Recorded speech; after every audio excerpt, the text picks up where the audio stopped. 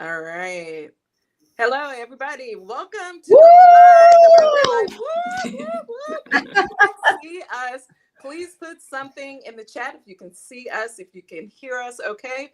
Because we need to make sure that we are live and direct today. Actually, I see it. It says watch live now with who?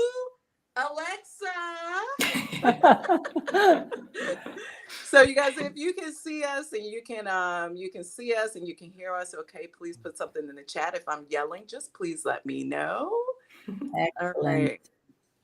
All right. So I want to make sure I got all the comments on good here because you guys know sometimes I don't do well at the live stream. All right. And can you guys see on your YouTube? Can the panel check on your channel? Mine It was looks like I'm streaming. I've got the little green tick. Yeah. So I can't see the chat right now, but I can see the chat on screen. Okay, yeah, I can see it on screen. So Karen, if you can monitor the chat today, Karen, say hello so everybody knows. Karen, YouTube over 40. Yes, that's me. All And right. happy So birthday, Riva. Happy birthday, thank you. Riva. Yes, happy birthday. let's take a second to really wish you happy birthday to you. Happy birthday to you. Happy birthday. All right, girl. Yes. Thank you. Thank you. Everybody in the chat, it's my birthday. I'm 55 and still alive. Praise the Wow. Lord. Yes, I'm an over 40 content creator, and that's who you see on the screen. All of us are over 40 content creators in the small content creator YouTube space. So today is a very, very, very, besides it being my born day, is a very special day for me because I have a virtual mentor in my space and in my face and in your face. And she is Alexa Saarenoja. Say hello, honey. Hello. Thank you for having So, me yeah, so Alexa in your is space. in my face, in my space. So listen, look, I do like to bring all of my excitement to the videos and to the live streams when I'm on because guess what? I am an introvert, whether you guys know it or believe me or not. And I don't like to bring that introvert energy over here to YouTube. I don't like to do that. So I won't waste your time. If you're new or if you've just been under a rock somewhere and you don't know who Alexa is, let me explain to you who she is. So, besides being somebody special to me, she's not just another YouTube coach.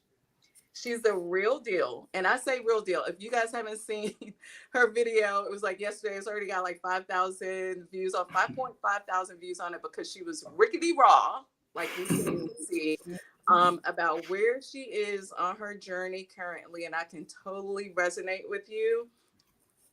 You guys go check out that video. It was part of her a little bit of a new direction with regard to her doing podcasts. So I wish you all the luck in that space that you're going and just being how you are when I first discovered you, which was your authentic self. And you call yourself Scrappy, a scrappy YouTuber. For sure. For sure. With some very good tools that I have used in order to grow my own community. I don't like to say to grow my channel or to get subscribers, but to grow my community. And we're going to talk about one of the tools that I used, and then I copied it and I shared it with the community because you don't mind people copying your style. You give out all your stuff for free, even though you got a paid community. We're going to be talking about some of those tools. I'm going to open up the floor to you and to the chat so people can learn. But I want to talk a little bit. I want to embarrass you a little bit more. Is that okay? Sure. Okay, good. I'll just go So, down. I'm just kidding. Be careful what you wish for, Alexa, because this is it. Yeah, that's true. Party Maybe I should vibe. know you a little better. Yeah.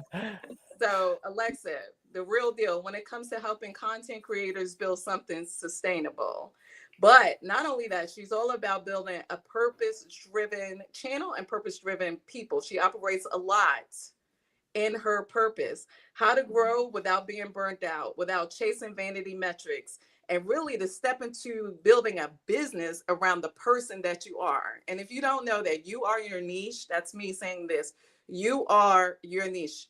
A lot of us are looking, we don't know how to start. We're like, I don't know what niche to get in. Honey, you are your niche. Now, your niche can be very multifaceted. But like Alexa said, and I've always said this because she said it first, was in order to blow up, you got to niche down to blow up. I heard it there on your channel first.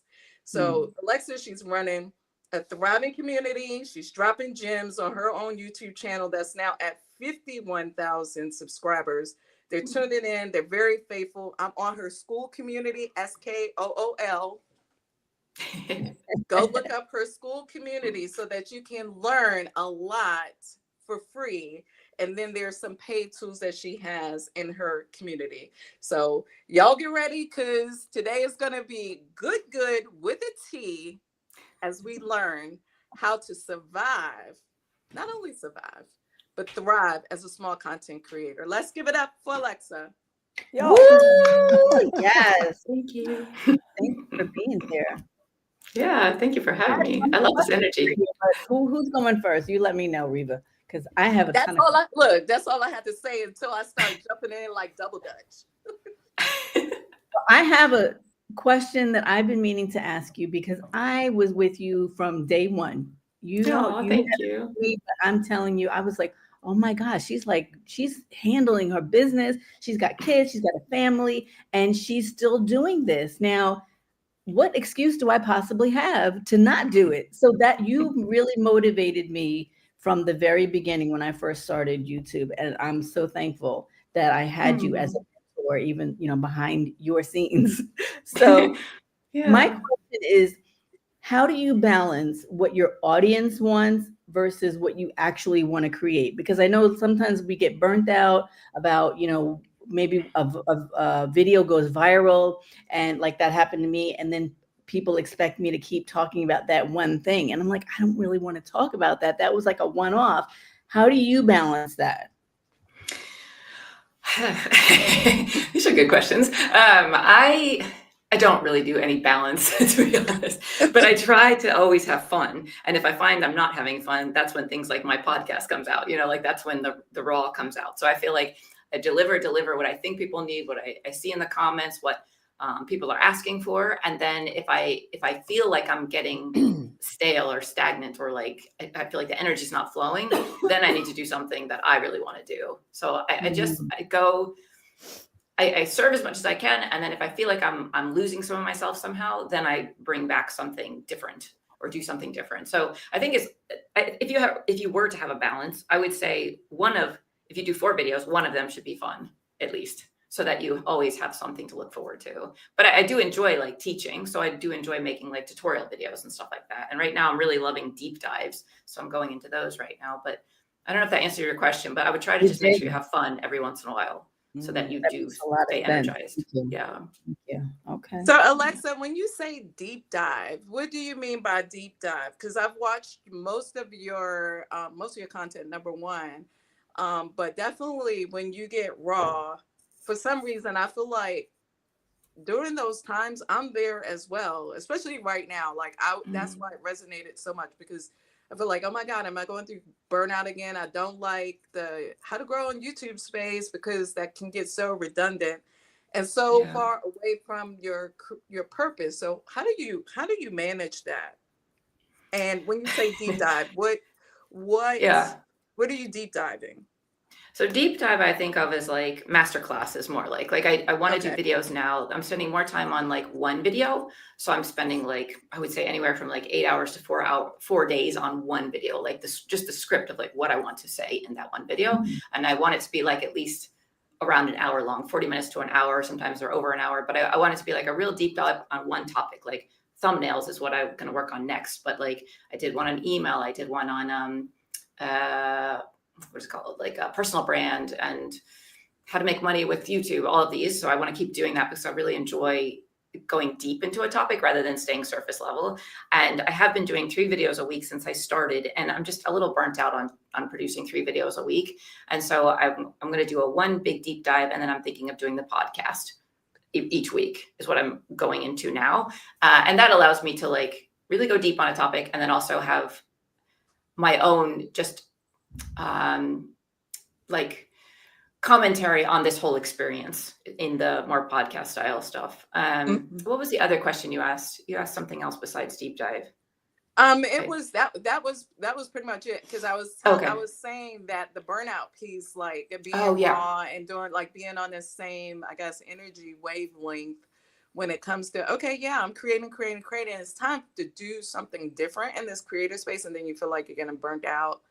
Yeah, that okay. So now I've gone through the burnout cycle like 3 times on this journey. I've only been doing this like 15 months or something like that. And this last one, which is why I did that video just yesterday or the day before, whenever it came out, was because I found myself getting there again. Like I just want to run away from it all. And that happens a lot on YouTube, because YouTube is, especially if you're like a heart-centered person, empathetic, you know, really care about your audience and really want to do a good job and show up authentically. It's very hard in this space, because this landscape is so intense. It's so sensationalized. It's so dramatic. It's so over the top. And it's like a little too much sometimes, like, especially for, like you said, you're an introvert. I'm also an introvert. So like, it's in your face. It's really loud sometimes. And especially the niche I'm in, like YouTube growth, is a little bit of a gross niche, to be honest. It gives me the ick a lot.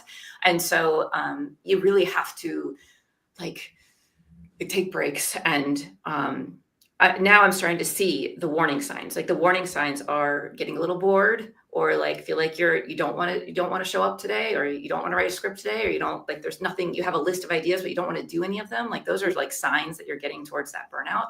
And so now that I really notice it, I'm definitely, it's usually because, like I said in that video, you're starting to go towards something that's not you. You're just, because you're in that environment so much, you're going to be influenced by it, even if you don't want to be. And so like, you really have to have a strong, like, mental fortitude to stay the course, like be authentic, be yourself. But it's very difficult. And I find when you start to like get away from yourself is when it starts to get less fun and less, you lose motivation and inspiration, all that stuff. So I think it's really important to always check in with yourself. And that's what I'm trying to get better at doing now that I've finally gone through 3 rounds of almost burning out.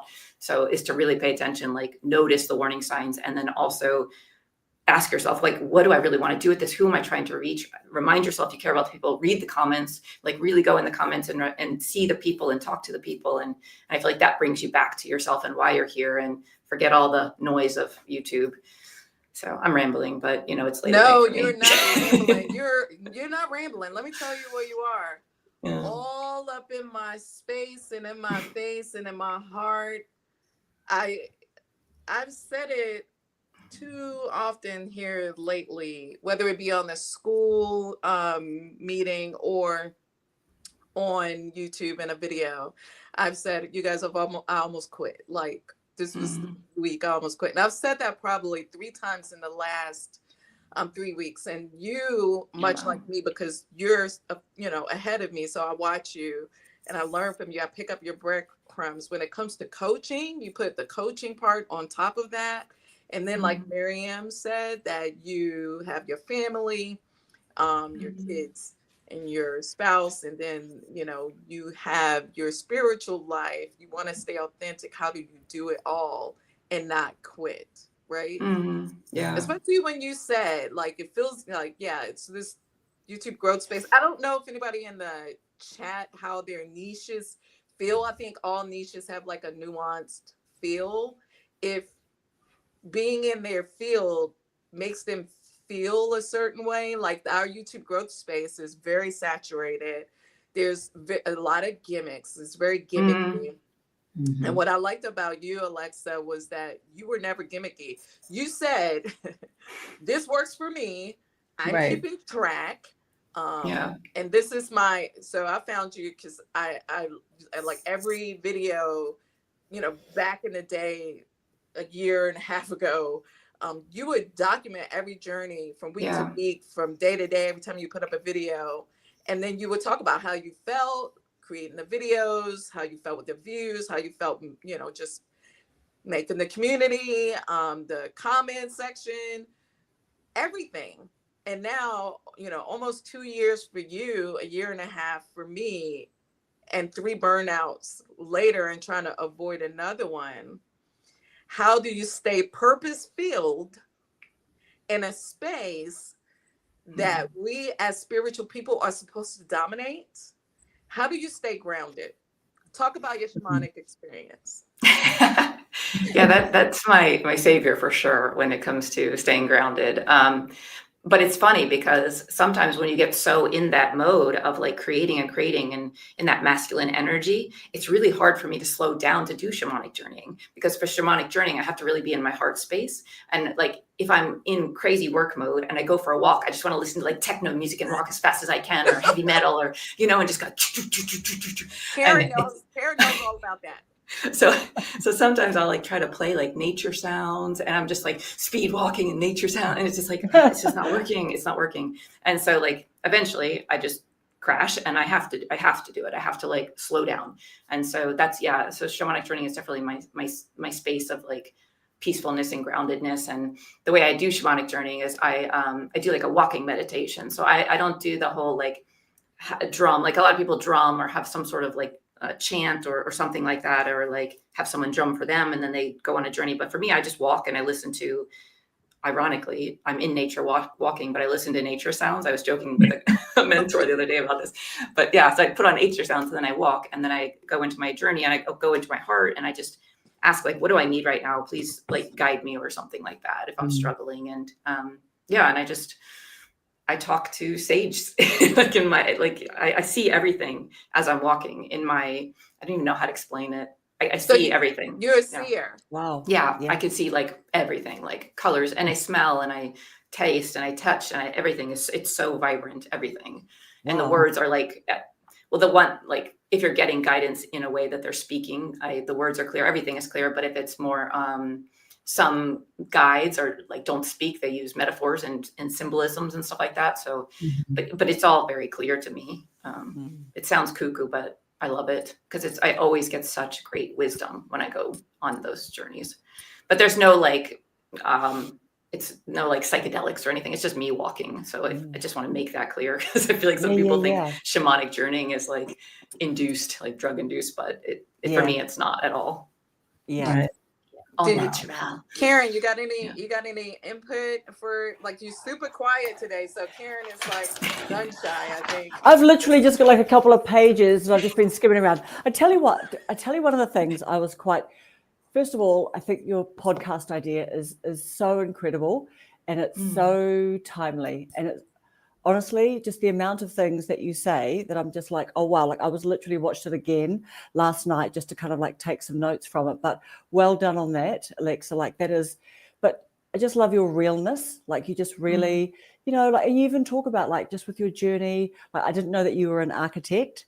And that actually you did futuristic, like that was your whole vibe, and you're obviously part of your brand, part of your kit, your design kit probably. But I loved how you sort of like talked about you experimenting with your quite futuristic, like AI sort of looking quite strong, Sasha Fierce, you know what I mean? Like incredible thumbnails. But one of the things I was super curious about is that you said it started to attract people that were more drawn to dramatics and intensity, and you thought it was a mismatch, because I definitely saw that comment where someone just said, I don't like these thumbnails. I like the old Alexa, you know, who was a bit more homely, and you were really in your mum sort of space and energy because you were ducking in and out from mumming and YouTubing back and forth during the day, all of that stuff. So I saw that you spoke quite clearly to that person, kindly, but you were clear about, hey, maybe this is the end of, you know, our journey together, you know, all of that sort of stuff. No shade on you. But what do you mean by that? Because I was quite curious. Like, I don't know, did you get spammers? Like, what did that look like, attracting, you know, a bit of a new crowd? You know, I just noticed it in like my sales calls, because I've never really had sales calls where people come in and they're just like, I want to be famous and go viral. And so I started getting more and more people like that on my sales calls. And I was like, I just don't think we're a good fit, because I'm not like, I haven't gone viral, so why would you hire me to help you to go viral? You know, like I'm not even I was in my head, I'm like, have you watched my content? Because like, I don't mean to be rude. It's like my MO is like, be authentic, grow, like you don't need to be huge. You just need to find the right audience and help the right people, and your stuff will find the right people and all of that stuff. So I'm not like I want to be famous. I want to like be the wealthiest person in the world. I want to be the Mr. Beast or anything like that. So I was noticing I was getting more people like that into Sales Call that wanted to do 6-month mentorships with me. And it might not be the thumbnails because, you know, those thumbnails also, like, there's a lot of people in my community that really likes them. They're really cool. And I really like them too. I think they're really cool. I just know I would never click on them. I just wouldn't. But I really like making them, and I still really like making them. And I was like regretting that I said in that video, I'm never going to make them again, because now I'm like, I really like making them. But yeah, so yeah, I just noticed there was a shift, but it could also be that I'm just getting a little bigger. So then I'm like people are just like hopping on sales calls with me that wouldn't normally have done it before. So I don't know, but I did notice like a shift in the people I was attracting in those into my program. And so I was just assuming it was because I was doing more dramatic things. So I was attracting more dramatic people, but I don't really know. I don't have actual data on that. That was just my sense. But yeah, that's how I feel. And I do feel like if people were complaining about my thumbnails, because there were people that complained about them. They're like, we like the other ones better, just you, because you're authentic. You preach authenticity. And yes, I do preach authenticity. But like I said in that video I made the other day, the testing the thumbnails is also very me. I'm very experimental. I love testing everything. And that's what I do on my channel since day one, is like, test this. Does it work? No. Does this work? Yes. Oh, okay. I'll tell everyone that this works. And that didn't, for me. And maybe it works for you. I don't know. But, like that sort of stuff. So, but yeah, it was a funny, I want to utilize AI and all of that. I think it can help us do things maybe faster, or just give us extra help when we're involved. Assistance for sure. Yeah, but I've noticed a lot when I'm working with people, if they just rely on chat or Claude or Gemini to write a script for them, it doesn't grow your channel. I've seen it so many times now that I can just like almost guarantee that if you just have chat write your script, you will not succeed on YouTube. No, like it's so flat, it's so cookie cutter, it's so just talk to chat and you'll get your answer. So yeah. Definitely. And I think actually what you said on your podcast is that's not to say that you're not going to do them again. Like, I think that you actually said, oh, I just love it.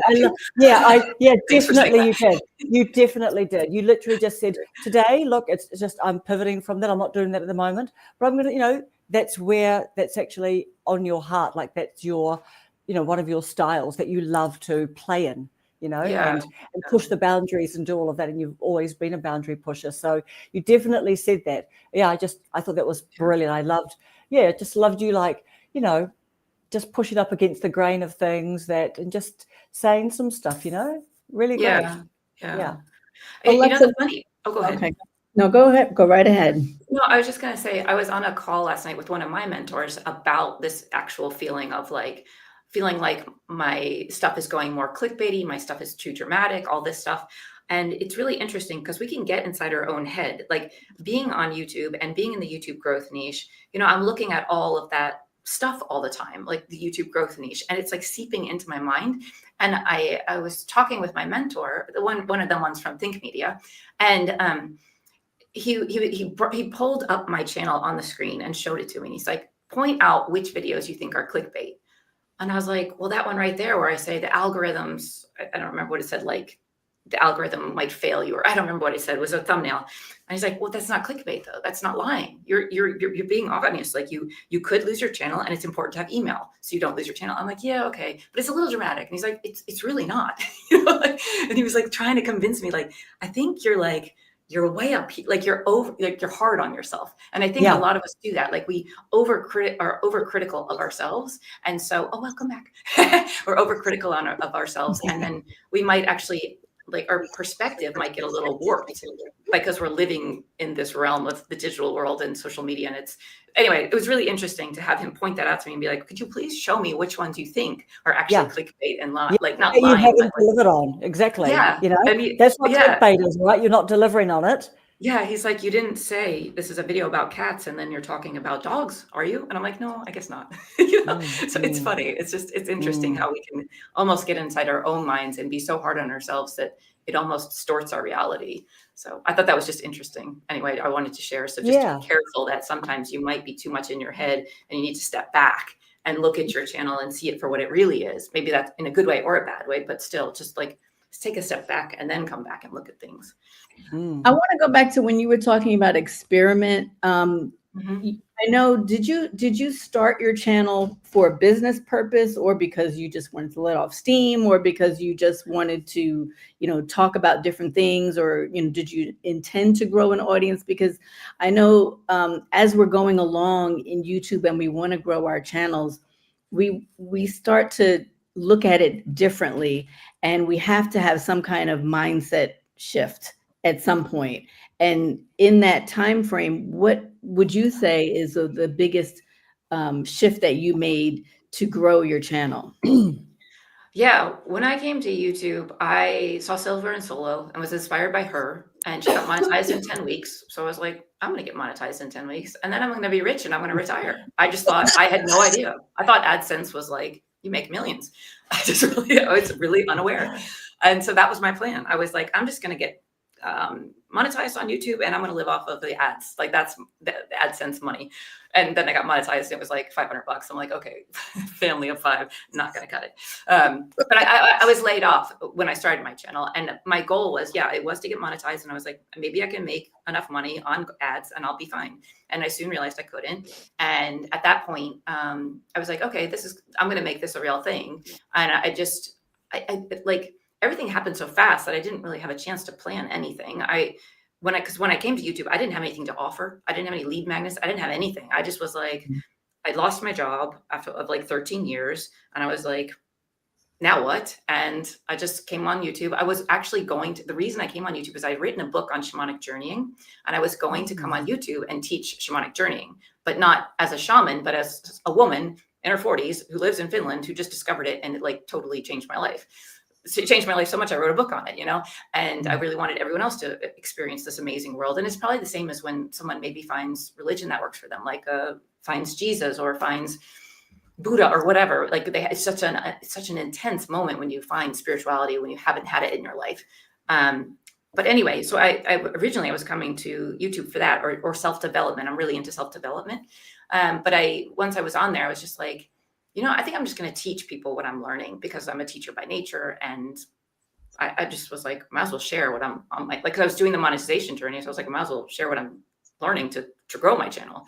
And it just kind of fell in my lap that way. And I think it just hit at the right time on YouTube. To be honest, there was no plan in place, but I knew I didn't want to go back to working for someone else. So I knew I wanted to make a career with YouTube. I just didn't realize you couldn't do that with AdSense when I got on YouTube. I really thought like I could just make millions that way. If I'm honest. We've got a lovely comment in the chat from Barb McGavin saying, I really love that book, Alexa, came at the right time for me. Oh, wow, you read it. Oh, that's sweet. I think like 10 people have read it. So thank you, So Barb.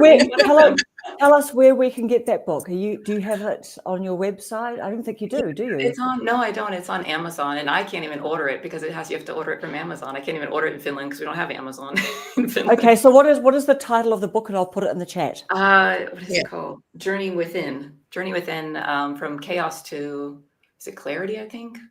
This is how bad I am with things. I should show it to you, but it's... grab it if you've got it, but no pressure if it's not handy. It is here somewhere. Yeah. I have to unplug 1 second. Yeah, that's okay. All right. Cool. So TJ in the chat says, AdSense is so unreliable. I also got laid off, but it's a blessing in disguise. Thank you, TJ. AdSense, we love YouTube. Thank you for giving us a platform in order to communicate our purpose and our message and to connect. But the AdSense is so up and down like a roller coaster. That's what I keep. There we go. Here it is, Journey Within. I love that cover. That cover is very pretty. Wow. Wow. When did you write that? Oh. So yeah, Journey Within, from chaos to clarity. It's all about, the first half of the book is like talking about journeys, and then the second half is teaching you how to do it. So When did you write that, Alexa? I wrote that when I got laid off. I was like, I don't really know what to do now. And I was in such a, the funny thing is, people say you manifest things. I'm not so much of a manifester, but I had been wanting to quit that job for about 5 years probably. And I just didn't, because it was great money. It was like San Francisco pay in Finland. And so and it was easy. I could do it like the back of my hand, and I had little kids, and it was just such a perfect job for me. And yeah, so anyway, I lost that job, and because of some new policy or something, but I don't really know what actually happened, but, but anyway, let's move on from that. I think that's just because I'm getting into my 40s, but anyway, so when I lost my job, I was like, I've always wanted to write a book since I've been like 18. I've always wanted to write a book, and I didn't know what I wanted to write a book on. And I was doing a lot of shamanic journeying. And then finally this idea came to me to write this book, or spirit guides told me to write the book. And so I wrote it, and yeah, it was amazing experience, like to just finally do it. And I had it written by my 45th birthday. So it got laid off in January, and April was my birthday. So I wrote it in 4 months. It like was birthed out of me so fast. And it was really awesome. And in the meantime, actually, to give you some background, in the meantime of like figuring out what I wanted to do, I was doing print on demand with Etsy. I was testing that out. What else did I test? I tested like making shirts. Oh, I tested I was going to get a job as like a teacher again, but like I did all these things, and I was like, you know what? I really just want to go to YouTube. So I wrote a book. I was going to like promote the book. Then I went to Etsy. Then I went to like print on demand. Then I started doing designs again. I was just like all over the place. And then finally I just went to YouTube. Yep. Peter Urbanowski is saying April the 9th, 2024, the book was released. He's the man that's going to look things up fast. Yeah. Awesome. Thanks. Oh, 9's my lucky number. So I like that. That's good. I didn't realize that. Funny. Yeah. So you stuck with YouTube because that was what brought you joy. Yeah. And I tried to do, YouTube brought me so much joy, by the way. I tried to do YouTube like 6 years ago or something like that, when I was pregnant with my second child. But anyway, and I have 3, but one is I didn't have to make it myself. But what was I about to say? What did you just say? There was something I wanted to say. YouTube brought you joy. Yes. Oh, yes. So, okay. So I lost my job, but I was at the point where I was sick of that job. Like I love teaching. But it just had become so repetitive. Been teaching the same classes for over like 8 years, whatever. And as a mom, I was just so worn out, 3 kids, like living in Finland. I kind of live in a bubble because I don't speak the language. It's just my own fault, of course. But I don't work in Finland. So I just really don't associate with so much in Finland with people. And so I was really in this like little bubble of just always being at home with kids and working online with Americans. And I never like met people and I didn't do much adult speaking either, because it was either like architecture talk with my students and being like teacher to student, or it was like mother to child. And so when I came on YouTube, it was like, I got to be me, and like, I got to like remember who I was again, because when you become a mother, you kind of lose yourself in that, when the children are in what they call the rush years in Finland. When your children are young, you just kind of are just rushing and doing and making and cleaning and, like everything you need to do as a mom, and then also working all the time. And like, there's no breathing room, and there's no like, who am I anymore? It's just like, I am an architect, I am a mother, I am a wife, I am everything but me. And so when I came to YouTube and I started posting videos, it was just such a release of creativity, that even though I was in a design field, which should be creative, I was no longer creative. And so it was just so amazing. And as an introvert, I love YouTube because it allows me to see my energetic side. Like Riva, you were saying right before we got on this call, like you're an introvert, or maybe you said it when we got on the call, but it's so nice to like be able to express yourself in a big way when you're an introvert to the camera, because it's really hard to express myself in a big way to a crowded room. I just don't do it. I'm like the person in the corner, like quiet. I'm not the like entertainer of the space. So it's a nice way to be an extrovert and an introvert. But anyway, I loved all the comments I got. The people were so amazing. And I was so surprised. I'm talking a lot, so please interrupt. I was so surprised by how kind everyone was, and how it just reminded me that humanity is good.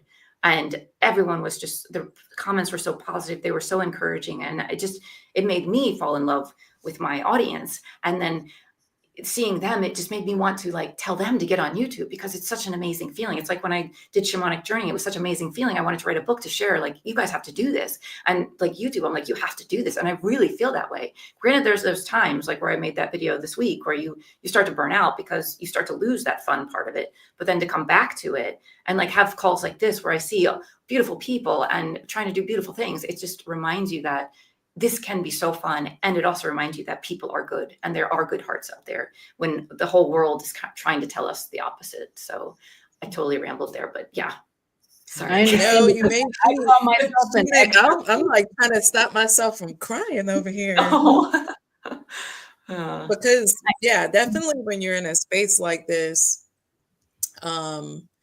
and sometimes you're doing research for your content and you find yourself going down these rabbit holes of information without revelation. It's a bunch of information coming at you without any revelation, especially from a place of love. You just have all these things coming at you that is so negative, and you're trying to put out the creative things in the world. And it gets really, really hard to operate in your purpose and passion from a place of positivity when the world seems to be chaotic. Yeah. So your book that's on the screen, From Chaos to Clarity, thank from you. us being able to do this thing on my birthday, which I know is divine. If anyone understands the word divine assignment and how God works, no matter how you define who or what your God is, and there are people who are out there who don't believe in God, and we will pray for you and we will beat drums for you, because we know that and we understand that we did not come here by ourselves, the Big Bang or whatever it is or whatever they believe. No, we understand that we were brought here for connection, community, and for purpose. At least that's what I believe. And I think this being here in this space on this special day, talk to a special person that I did videos about. I did a couple videos. You did cameos in my videos. I put you up. I said your things. And because I really believed in your journey, I mean, like, for that to be able to be realized today on my channel and to be able to share the space with other content creators who you are encouraging by being obedient, Alexa. Turning your pain into purpose, meaning you were in a tight space, you were trying to do different things and testing things out, from t-shirts to you wrote a book of purpose about chaos to clarity, and you did, the Etsy thing, and to land here where you are today, helping thousands of people around the world and being an inspiration to people like us. I just want to say thank you. I just want to say thank you for being obedient. And sometimes when you think, especially during burnout, where your work doesn't matter that much, or maybe I need to do something totally different, or who cares if I quit, like when you really just want to walk away. Well, people do care. And I'm telling you, we do care. We do care. Yeah. So thank you for taking your time because you could be asleep right now, right? Because you're feeling. Yeah, that's true. Yeah. But I have to say back to you, thank you, because like I'm here because of you all, like you might be thanking me, but the community, the people in YouTube have given me so much back. It's that's what's so beautiful about it. It goes both ways. Yeah. Anyway, sorry to interrupt, but it's amazing. So thank you all too. Sure. Yeah. So listen, so let me tell you how this connection came about. So I just had enough courage and enough tenacity, and I got in her DMs. So it was a post that you put up on school, like challenging us to come up, like, what's our big idea for September, right? Like, what are you doing in September, people? That's me doing you. You were. So you were like, put your goals. Put your things that you're working on. What would you like? This is Alexa, though. No, this is Alexa. Put your things that you're working on, and how can you be inspired? Just let us know what's going on. What are you working on in September? What are you believing for too? And my first line was, I want to grow to 50,000, and I also want to have you. I want to do a live with you. Like, I didn't care. I was bold in your face. I was like, and I am manifesting that I'm going to go live with you. Check. Yeah, Riva took that as a personal invitation to be like, oh, right, it's a sign. Dear Alexa. And it worked. It was meant to be. Yeah. You and me, some friends, everyone else. Yeah. Now, how long did So, it take you to manifest that? She did it in like a day, probably. Well, okay, wait, no. Talk about it, and then I'll tell you. Just wait one. Because and it was kind of 24 hours. Yeah, it was inspired by our last big guest, Trey Mo. So we've had some big ones on, some big guys on here, guys. No girls in the space. You're the first one, and I'm glad to grace my channel with your big presence. So Trey Mo said, well, he put the name on the whiteboard. So I know how to manifest. I believe in my higher self and my connection with God to be able to call something that be not as though it were, right? Like, that's manifesting, like believing until you see it. If you say it, you can see it. And as soon as I wrote your name on my board, and then you came out with that post, which happened to be, it was either the same day or the next day. And then the next day you emailed me back. So I'm going to show you, but talk about it. That's amazing. Wow. Yeah, I don't have anything to say, but yeah, she wrote me and I wrote back and I said, sure. Oh, but I did have to ask, I did have to get approval from the Viking because it was a Friday night and I don't usually work Friday nights. I was like, the Viking. Wow. So yeah, this is my board, and Alexa's name is on my board right there. And although I have the little circle because I didn't check mark it, it's been there for my September. This was September. This is all the stuff that I'm like, oh yeah, this is what September is supposed to be looking like. And I wrote her name over here, and then I sent the message. Yeah. I want a whiteboard. After I saw your whiteboard on your videos, Riva, I've been thinking I want a whiteboard. Have you guys got a whiteboard? Miriam, Alexa, do you guys No, I use a went to whiteboard? look for one yesterday and couldn't find one. Like, what store around here has? I'm still getting familiar with the area, but yeah, I got to find one. I have one So on my I've front been door. known for my whiteboard. So that's how I went viral. So you talk about Alexa. That's a good segue there, Karen. So I went viral, I think, because of the whiteboard and because I'm kind of daring and in your face and a little bit funny, satirical, weird kind of funny. Although, yeah, I am introverted, but my gifts are extroverted. So when I sometimes turn on the camera, it just comes out. Or I've said this before, a lot of you guys don't know. Look, I love Jesus, but I cuss a little bit. I love Jesus. But so I say that to say I am an ordained evangelist. It's like, that's my gifting, is to spread the word, to spread the gospel. But you know what? Repentance, like, I'm a real person and Jesus is fine with that. Okay. And so my nature, my gifting, my call to teach, I have a call to teach. And I think that's why people, what resonates, but the humor and the kind of boldness and just the realness. That is sassiness. Oh, am I sassy? Am I sassy? You're sassy, girl. Yeah, I would say you're sassy. You're sassy. You got the Sasha Lobo. Fierce thing going. Yeah. Tell in the chat. Tell us, does Riva have the Sasha Fierce thing going?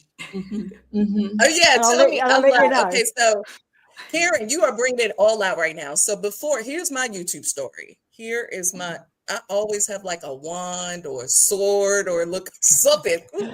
So my YouTube story is this, Riva. I have a whiteboard, my son. So everybody has a whiteboard. You got to get up on it there. Yeah. You got to get up on. Yeah, you don't have a whiteboard. You're not winning. What? Right, hang on.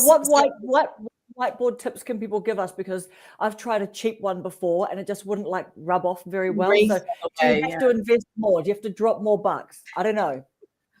No, I don't. But they sell this spray for a whiteboard. But see, here's so that video that went viral.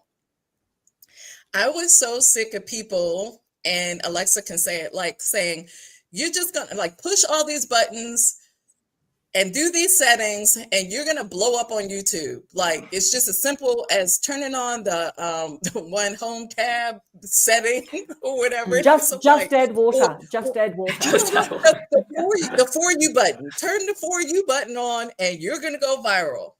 Yeah. Or just post. Well, for me, just learning, you're telling me just post. What am I going to post? Like, I don't even really know how to post. And if I push all those buttons you told me, I'm going to go viral. Well, that didn't really work. But there was some things that you needed to do. I tested before when I first started following Alexa.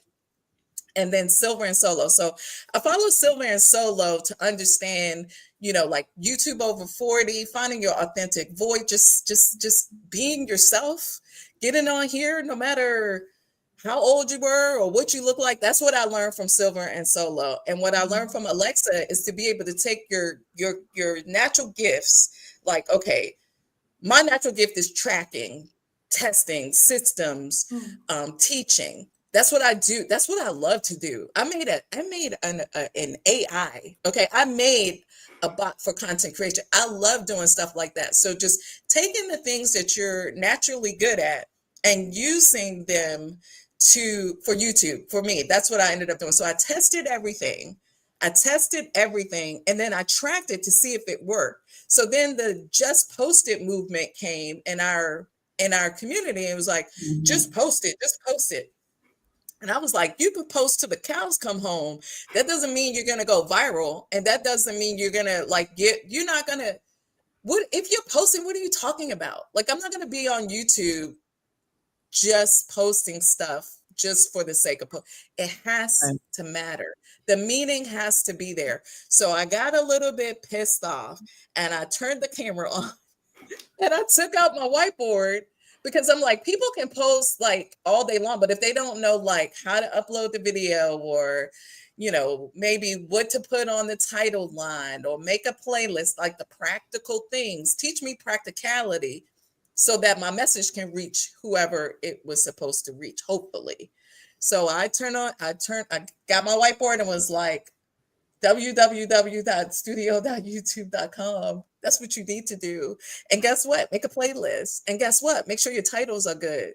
And I think because I said, if it's backwards, I don't care. That's it. Yeah. I'm your proud auntie. I care about you. You had me at that line. You're like, is this backwards? If it's backwards, I don't care. I'm not re-recording this. Like pretty much when you carry on, I'm just like, okay, I'm in. Hit that subscribe button. Hit it while you look. Hit the subscribe button. Yeah. Everyone blasted this. You probably see a big peak and a good retention after that point. Okay, I probably should go look at that. But I didn't care because it was just hard enough for me to make the video in the first place. So like yet alone reshooting because the thing is backwards and I'm trying to figure out how to make a video with my cell phone. Come on now. And I'm over 40. I'm well over 40. So my patience is gone.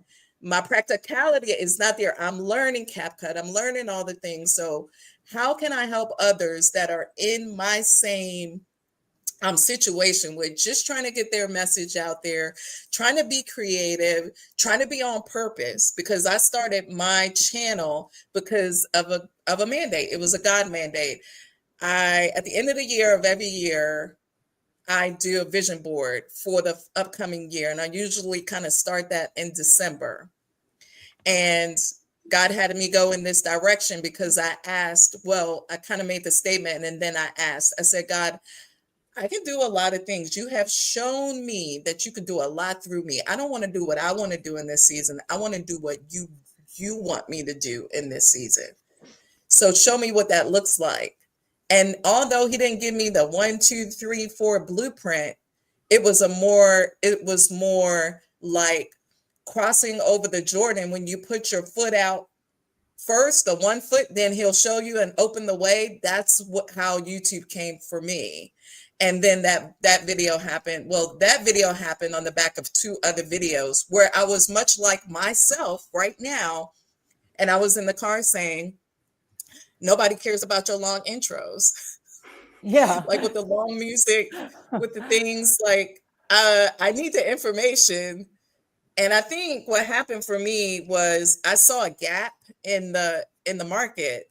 A lot of people were doing videos and they had the long intros and you're waiting for the information. And I made a video about that. Like, just cut to the chase, give us our points. And you'll hear bigger YouTubers be more eloquent in speech. And I mean, I'm a little bit like that now as far as giving the tips about, just get to the intro within the first 3 to 5 seconds now. But yeah, that's how I ended up being here and being able to be on the same screen with you today. So yeah, so thank you for allowing me to rant right now. So a lot of people say, let's see what people say while you guys are we're gonna talk about something else. What do people say about me? Should we go to Rebel Sabrina? It's all Riva's fault. Yeah. Yes. Okay, Rebel. Yeah, let them roast me. Roast me. Ladies, a question for you. Would you watch videos if the person talking has an accent? I'm asking because I see you all talk perfect English. My biggest mentor doesn't speak English very well. Wait. We talk perfect English, and in my head, imposter syndrome. I just said I speak a lot of Ebonics. Like, I was like, I probably should speak better, and that's So I feel guilty, but Alexa brought out the fact that, like, okay, when you first start, you start scrappy, and then you get good, and then you feel like you're losing yourself a little bit, and then. Like I watched on your video where you were saying like you started to feel as if you were becoming someone else as you learned more things. You felt like you needed to be like that. And then you felt bad because you feel like you forgot yourself. And that is what I'm talking about, was that, yes, the more you learn, you want to teach, but in a way that it can resonate, but don't lose yourself in trying to become something maybe you were never meant to be, but you were meant to be better. Okay. Yeah. Never let yourself forget how the people found you. That's for me, they found me being like this. And sometimes when I make videos, especially editing them and wanting things to look a certain way, sometimes I end up feeling like, hey, am I still here in this content? Do you feel like that, Alexa, sometime? Like, yeah. Yeah, I feel like ever since I got an editor, I feel like the game changed for me, because like when you have an editor doing it, he chooses which versions of what you said, if you repeat yourself a few times in a video, which one he thinks looks best. Or like when I first got the editor, he was leaving in all the ums and ahs, and I was like, I don't like all those ums and ahs, because I say like every third word. But like, yeah, and I don't know, it could change the energy, but here's the thing. It's like, I have highly edited videos that could get 5,000 views, but I also posted that video yesterday or the day before, absolutely no editing. I just cut out a few things, and it's just one straight shot of me talking to the camera. So it's like, I would rather, to be honest, just show up with all of those videos, the talking straight to the camera, not doing editing at all. But I do know when you're teaching, it's helpful to show sentences, so someone could pause the screen and write something down. So it's like, so it is very valuable to have an editor. I'm not sure if I'm answering your question. I think I might have gotten sidetracked, but losing yourself, is that what you were asking me? Sorry. Yes. Losing yourself when you're perfecting your craft and perfecting your gift and communicating that, but at the same time, and you're growing. How do you maintain the reason why the people found you in the first place? Yes, that is tough, because to be honest, I remember when I hit like 20,000 subscribers, and I was like, oh my gosh, 20,000 people are looking at me. I need to be professional now. I need to do this professionally. And so I was like, so I didn't get an editor, I think, until 30,000 subscribers, but I was like, okay, I need to really learn this. So then like I went and like tried to learn YouTube even more, but I already was successful. Like I was already working. So why did I need to go learn more, you know? And like, so then I start watching all these hacks and tricks and tips. And I'm like, I really don't like these hacks or any of this stuff. And most of those hacks are just like steal this person's content and post it and react to it. And it's like, yeah, that doesn't work for my channel. But like, you know, like still it like, when I got to a certain point, I was like, oh shoot, people are seeing me now. I really need to get my stuff together. But it's like not having my stuff together, being scrappy got me to this That's point. why we found it.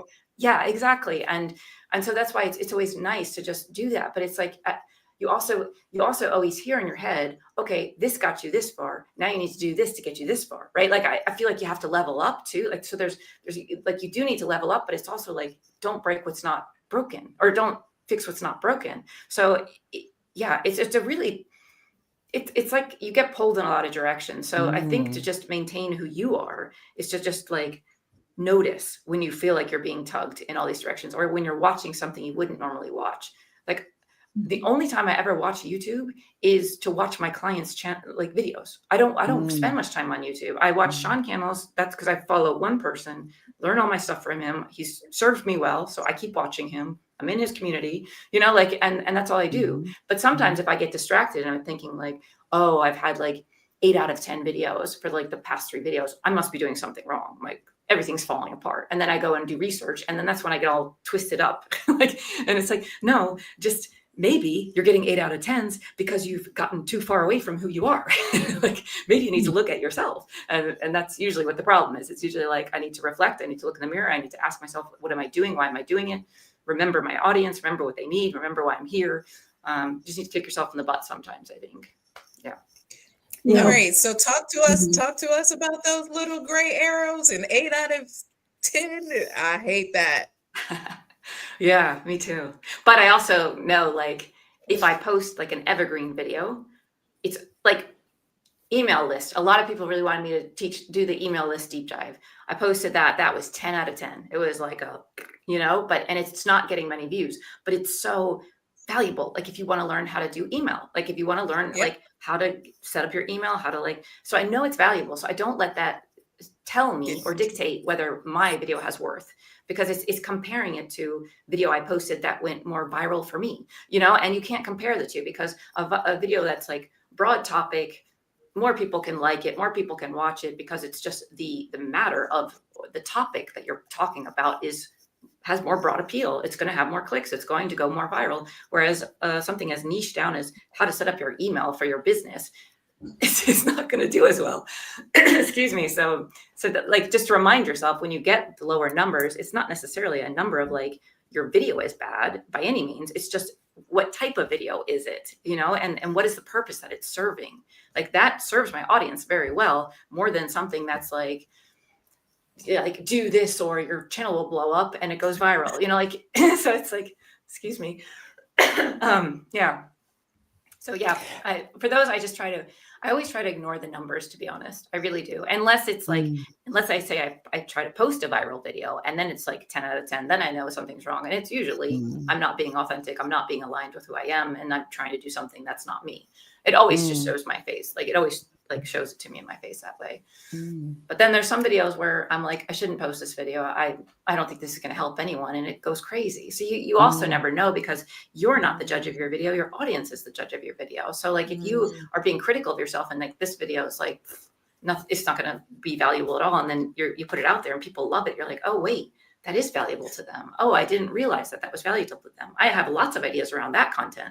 So then you do more of it, So yeah, you never know what's going to, well, you can somewhat know what's going to be a 10 out of 10 usually, but like, I wasn't expecting the email to be 10 out of 10, to be honest. I thought it'd be like 8 out of 10, but yeah, it doesn't bother me. It's like, I know it's serving a purpose and it will help people. So on to the next.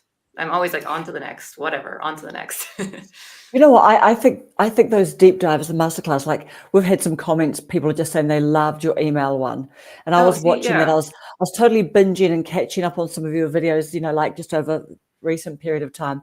And you were just saying, look, save this, because there's real like protein. I'm not going to say meat, respect for our vegans and vegetarians, but there's real protein, real food, sustaining food there, like as you say, some things are the 5 to 10 minute, and a lot of people attention span, all of that, they maybe want a bit of a quick hit, some quick tips or something like that, but that is just solid. I can totally see, as you say, that you've taken days to come up with that, because I was walking listening to that, and you were going through all the different platforms and like saying, hey, if you can, plan for a couple of years down the track where you'll be, because you can move from the smaller, cheap, free one, bit of a hassle, all of that. But I love those masterclasses. And I think that long, real teaching, and it's free. People can get that for free, I think that's amazing. I think it's an amazing pivot that you've done as well. But you know what else? I really think that people love to tune into you, like I find it very comforting to just, like I would, like to hear you second guessing some of your videos and thinking, oh, is that going to be useful to anyone? I literally think that you've got to the stage, and I think your subscriber numbers and your views do show that, where people just love to tune into you and hear what you're teaching us about, you're sharing with us and all of that. I really do. Oh, well, thank you. Yeah. But I did want to ask, I did hear you say videos where I pour my heart out don't get tons of views, but they do get a lot of subscribers. Because at first you said, don't get tons of views, don't get tons of subscribers. And then you said, actually, they get tons of views. No, they don't get tons of views, but they do get a lot. So tell us about that, the subscribers, but not the views and things. Yeah, it's usually like, I don't know why, but I guess, they don't, because they're not sensational. They're not like, well, this one, I put more of a sensational title on it. I was going to put, I quit, but I was like, that feels too much like a lie, because I'm not quitting, but I'm quitting like doing something I'm not, like being someone I'm not. So that's why I think I said I put I'm done instead, because like that's exactly the thing. Like whatever, that's a different topic.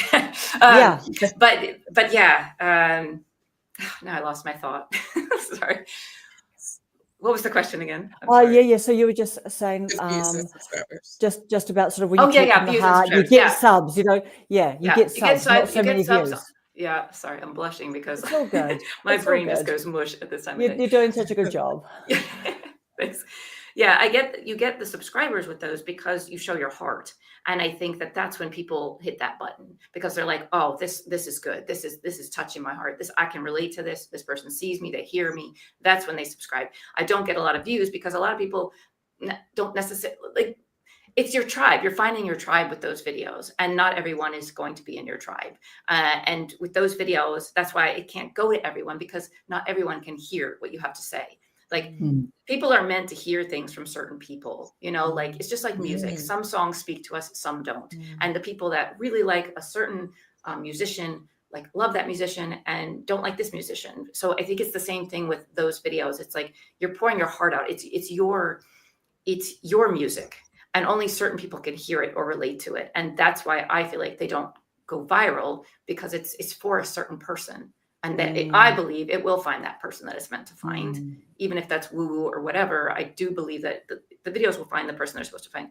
And also, as I mentioned in that video, those videos where you pour your heart out, you just get so much beautiful comments. Like people open up their heart to you because you opened up your heart. You showed your vulnerable side, so they feel comfortable to show their vulnerable side. And I think people really want to be vulnerable. They really want to be seen. They really want to feel like someone cares, because we go through life and it's just so rush. And it's like, it almost feels like no one cares about anyone anymore, but they do. And when you care, then they care back. And I don't know, it creates this like beautiful loop of love. I'm a hippie at heart.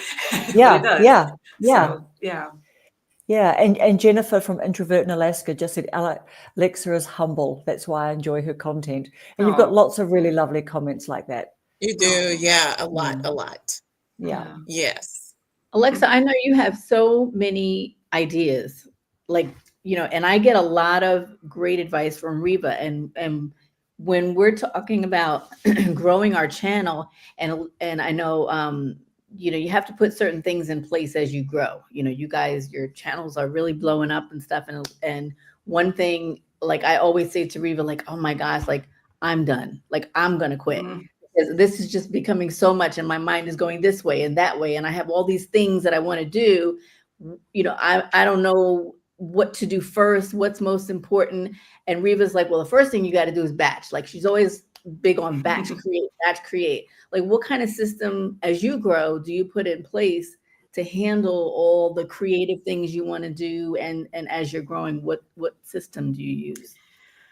Yeah, well, like most people know, I'm very scrappy, so I don't have so many systems, but I'm trying to get better at systems. And batching is the one thing I do. I write, like I'll just spend one day now or 2 days, some scripts I spend many days on, so that's a different story. But I spend a lot of days just writing the scripts, and then I sit down and I film all those scripts. So it's like, I did a video about batching the other day, and I actually follow that now. I take the time to really if I do any research, I do the research. I don't tend to do so much research for some of my videos that are more like inspirational, heart-centered, but how to make an email list, then I'll like research things. So the more tactical ones might have more research. So anyway, research and then write all the scripts in one day and just be in that zone. I find it so much nicer to just be in the zone of writing and then be in the zone of filming, because I don't do my hair or anything. So like when I film, I straighten it and that's all I do. And I get on the film and then I like, I film as many as I can until my camera gets too hot or the room gets too hot or whatever. And then I take a break and then I film more. And that is what happens always to me. Like I film for like 3 hours and my camera overheats, and then I get a lunch break and then I come back and I film another 3 hours and then I'm done for 2 weeks or 3 weeks, or it depends on how many videos I'm releasing at that time. But yeah. So that's what I do. And I love batching. And so Riva, I'm glad you're a batcher too. It was hard for me to get on board with that for a long time because my life is just chaotic with kids. It's just, but I had to you have to just force yourself sometimes, like treat this like a business. Today is scripting day. Today is batching day. You really just have to bite the bullet sometimes. And even though I'm not a systems person, that is one system I have in place that has just been invaluable for keeping me sane, to be honest. So when you say you write your scripts, do you use an outline or do you write your full script? I know a lot of people do write word for word what they're going to say. How do you do yours? Yeah, I just started using a teleprompter about 2 months ago. So there are some videos where I'm like, but now I've gotten used to it and I love it. So I write out everything and I write it. You know what I mean? Like I don't have ChatGPT write it. I'll brainstorm with ChatGPT and I'll be like, these are the stories I want to tell. This is the blah, blah, blah. Can you give me like a flow? And it'll give me a flow. And then I take each paragraph and then I work back and forth from Google Docs and chat. And I look at the paragraph, I write it from my perspective, put it back into chat. And I'll be like, can you just fix the grammar? So I'm not like double saying things or anything like that. And then back and forth, back and forth, back and forth. And that's why it takes me so long, I think, because I do go back and forth, but I really want it to be like my essence of the way I speak and who I am. But yeah, that's how I write. And I do read word for word. Of course, if I'm reading the script, I use a teleprompter app that stops when you stop speaking or when you stop reading it. So it's like going as you say the words. So then I can also riff. So I can also like add on to what I'm thinking in that moment and then pick back up on the script wherever it is. So I do like that ability. It's so much nicer than having like a teleprompter that moves, because that's just too stressful. That's like, so, and it's a bit of a tell too, isn't it? It just feels too like, and then people can just get a bit hypnotized and then they start thinking, are you using a teleprompter, and get distracted from the message potentially. Yeah. And it's a whole nother skill too. Like, and that's the thing, every time you try to do something different, like when I first got my camera and instead of using my laptop, it was like a whole nother week of learning how to use a camera. And then you got the teleprompter and it's like a whole week of like, or maybe even more, trying to become a teleprompter talker, like without sounding like a robot. So there's always like, every time you add on a new skill or add on lighting, or it's like I painted this wall blue, and now I have, like, you'll notice on my channel, there's like 3 videos where I look like I'm underwater because I left, or it's blown out, because I didn't know I needed to adjust the camera settings. And of course I did, but I just didn't even like notice. And so it's like every little tweak could be so much extra work, but it's like, you just got to push through. You're like, I can figure this out. You can figure out everything. Everything is figure outable, as Marie Forleo says. I don't know if she was the one to term that phrase or not, but everything is figure outable. So just have to remember that baby steps for sure. Yeah, that's right. We cannot be like little skittles being knocked around, right? By the wind is blowing this direction and that direction. You literally just have to. Yeah, I like that. That's true. Oh. Now I know Karen there's a called big. me out. She was like, I'm sorry, Karen was like, Riva doesn't know on her videos that she has the mirror on, and I'm trying to read the thing in the back. It That's the says thing I wanted to everything is read. figure That's the out. thing I was trying to read. It's what Yeah. Alexa said. Perfect. I need to get me one of those. Now, Alexa, how often what- are you doing shorts? Sorry? How often are you doing shorts? Shorts. Oh, yeah, that's a systems problem for me. Because I get in my phases of like, I'm going to do shorts like 3 a week. Like when I was doing 3 videos a week, I was like, I'm going to do shorts 4 a week. So I have something posting every day, and I'll get in my system and I'll do it for like a month or 2. And then I'll get out of that system and I'll forget. And then, so like shorts for me, you'll notice on my channel, they come and they go, they come and they go, but they're always, I would say 99.9% of the time, because I have done some where I actually film them not from a video, but most of them are like cut out from videos, like using Video AI, which is now Kuzo, or like other, what is some of the other ones? I can't think of them now, but I use Kuzo a lot. The ones that cut shorts from your long form for you. So I just do that. I don't, to be honest, if you have the time and you have the bandwidth, I would do shorts yourself. Like just take 30 seconds, talk to the camera. I think that's much better. And but you know, if you don't have the bandwidth, like I don't have the bandwidth, so I don't do it. But so yeah. I agree. Shorts, we were talking. So shorts is a topic for, it's like a moot point for a lot of gurus that'll say, like, I mean, because I noticed I had a system where I would repurpose shorts. That was before. That was like the classic way to do it. But I did find some traction when I used to do shorts as a preview to the long form video, and then another short as a wrap up. But I would space them out. But I test everything and it was working. But I think because of the algorithm, everything changes. And so it was working. I would use the shorts as a bookend to the main content. And just the saucy bits, the spicy, the sassy bits, right? As the bookends. So the first one would be like the climax of the video, or the funny bit, the one that the part that's in your face, that will come out like 48 hours or so before the long form video. Because for me and my channel, when I post too close together, like shorts, short to a short or a short to a long form, something is not going to get some views. Something is going to get like very minimal views. So I'd rather my shorts don't get the views than the long form. So I would just space it out. And I did that for about a month, because I usually try to test everything for you know, like a month, and multiple videos. So even like the email topic, right? Like that you did, what I found that, you know, I'm no expert like you are. We're just some folks trying to figure out YouTube, right? What I would do for any videos is like, come back and revisit the email video as a series.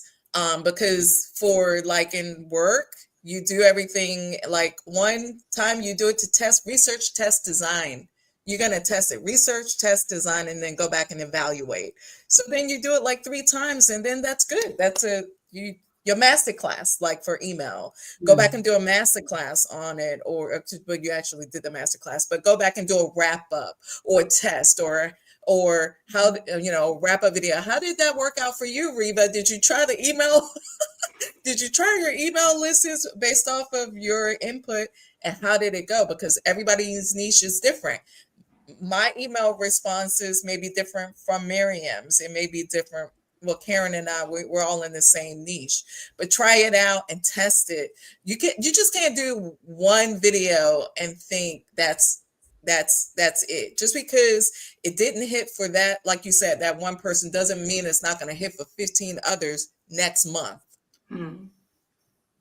Yeah. So I just feel like you can revisit some things that you think that may not have worked before, because it may not be in the season for that video, though. Not Alexis, but someone's thinking about doing a video. They did a video, they felt like it flopped. Go back and do it in a different format.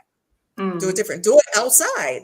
If you're at your desk and you were kind of stuffy and maybe you were off that day as far as your energy, go outside, do a walk and talk like Alexa does. For me, I went outside, I'll do stuff in a different part of my house, or I'll do a video at the gym when I'm working out and I'm just sassy at the gym. That one kind of blowed up too. So, or do a car video. I had a lot of jokes in the beginning of my journey, like we're all going to get in the car and do car videos because those things seem to be blowing up. Right. YouTube likes trends. It seems like trends, but the trends do end. And sometimes we got to know when to go. Yeah. Okay, we've got 2 questions in the chat. One is, what teleprompter app do you use, Alexa? Testing me, huh? Let me I look. literally was thinking that myself. And then Naxero came in and asked. Yeah, I was using Prompt, excuse me, Prompt Smart Pro, but now I'm using what is it called? Teleprompter. Excuse me, it's not showing. Teleprompter. How do you see the full?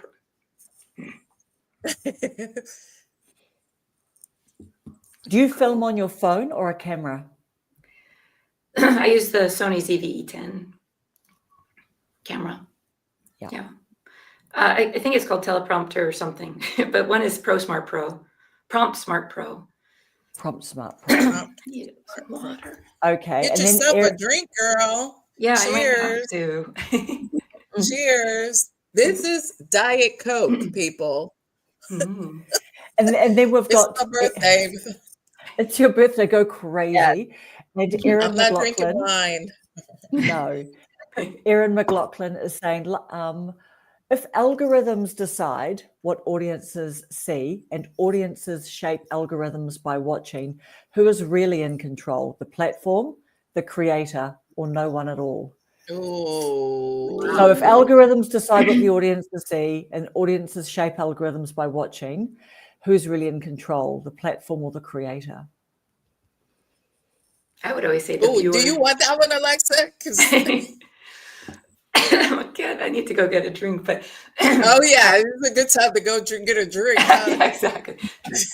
No, I just think the viewers are in control. To be honest, I mean, of course, it's like they have to see it on the platform to be able to click on it. But I think by what they've watched in the past controls what they're shown. So in a way, it's the platform and the viewer is more in control than I would say the content creator themselves. In my opinion. Yeah. And I heard Sean Cannell say viewing overrides subscription.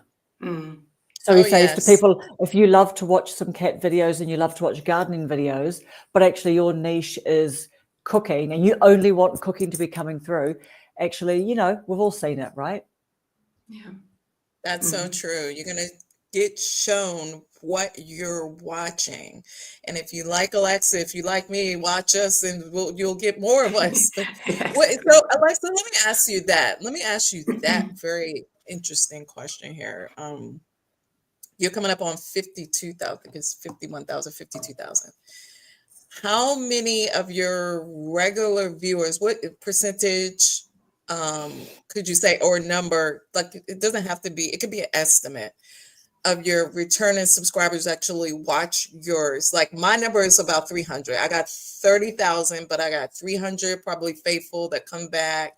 And I don't know if it's because of what he just explained, like the algorithm and the audience and what they're getting shown. What is your average? I looked this up and it was like, not yours, but others.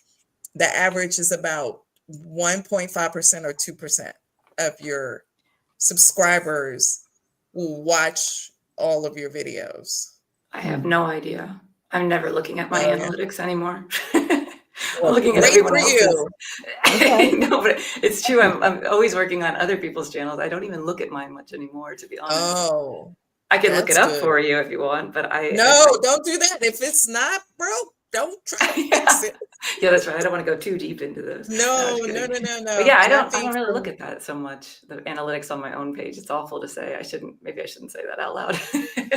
I kind of peruse your the numbers side of it. I watch the content, but then I'll look at numbers because I'm trying to see what season YouTube is in, and like views for a lot of the clients and me, it just started going up again. So usually at the beginning of the month and towards like middle, because I have to kind of look at the analytics and the people's content to see what's going on. Is it their content or the algorithm? Is it the season? Because this summer a lot of people were outside. They weren't watching long form videos. They were watching Yeah. shorts, they were watching TikToks and things like that. So I kind of had to make sure, like, is it just the person's content? If it's the content was good, it was good. So what's going on with the numbers? What's going on with other people's numbers? And is it them? So I had to look at it macro and micro. And I found that the views, it just started picking up again, and people are talking about it on YouTube. They're talking about it a lot now. So kind of validated what I had already started to research. So it's just, yeah, I have to look at it. But for me, I have to stop looking at it as much for my channel because it gets in my head. It gets annoying. Yeah.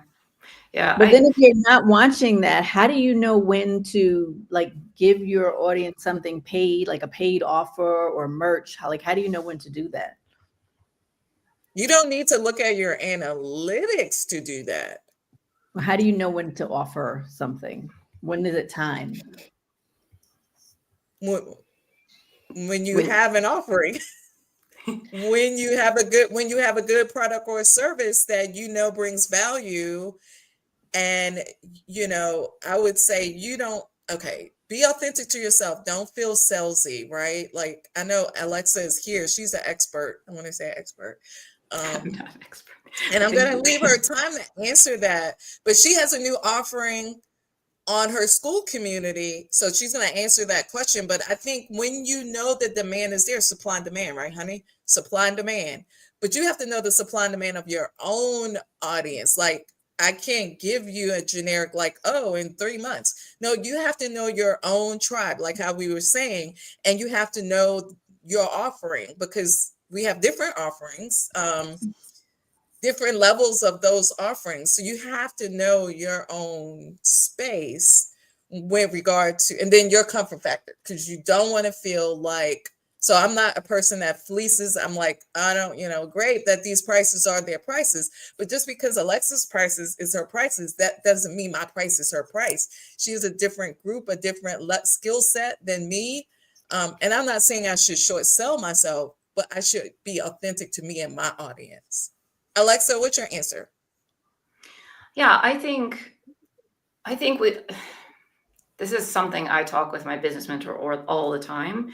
I think we're actually never selling enough, because in our head, if you're a heart-centered, empathetic, kind person, you don't ever want to sell. Like, you just don't ever feel like it. You don't enjoy selling. And I think that we need to look at it as, this is what I'm working on myself, is that if you can help someone, you want to offer something to them. If they want to learn more than what you have on your channel, and they aren't aware that you could help them, they're going to go somewhere else, even though they would like to work with you, because they don't know that you have something to offer. So I think it's our duty almost to make an offer, to say what we have to them. Granted, I always try to do it in an organic way. I'm not join my mentorship program now. I'm always like, by the way, if this is over your head, if this is confusing, I'm here for you. I offer mentorship. I'm happy to help you.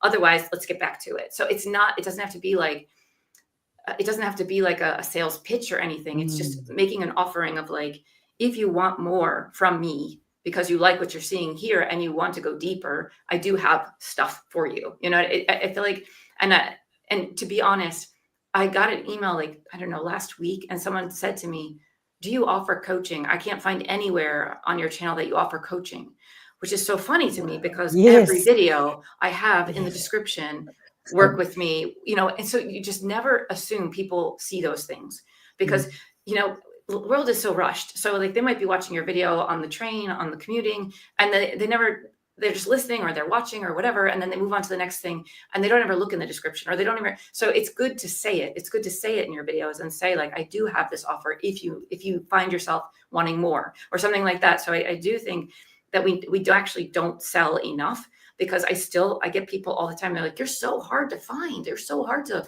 find if I can work for you. And I'm like, it blows my mind. I feel like, oh, I'm selling too much. So I think in our heads, it's another thing we like feel like we're doing too much. We feel uncomfortable doing. So maybe we don't do it as much as we could. I'm not saying be in your videos and 24/7 pitching something, but I do think that it's important because to mention it in every video. I used to never say that. I used to be like, always just give value and then throw it in there every once in a while. But you never know which video people are going to watch. So it doesn't hurt to say it in every video. Just say it in a way that's helpful, and because it is helpful. And that's another thing we need to realize, that the things we offer is a service to help people. So of course, if someone's struggling with something, if you see someone drowning, you're not just going to walk by them drowning. You're going to throw a life thing to them, life vest or life, whatever you call it, those circle things. Yeah, Give me some coffee. Yeah. You know, like, life-saving device. Life-saving device, exactly. So yeah. But I'm also trying not to be. Go ahead. Yeah. No, sorry, Alexa. I was just saying, I'm trying not to be too loud because my daughters sleep next to this office. So if I seem like I'm like loud but not loud, that's why. No, that's all good. Sometimes I think too that like if you've got a lot going on in the description box, you know, like you've got like your links to videos or some, you've got an affiliate links and things like that.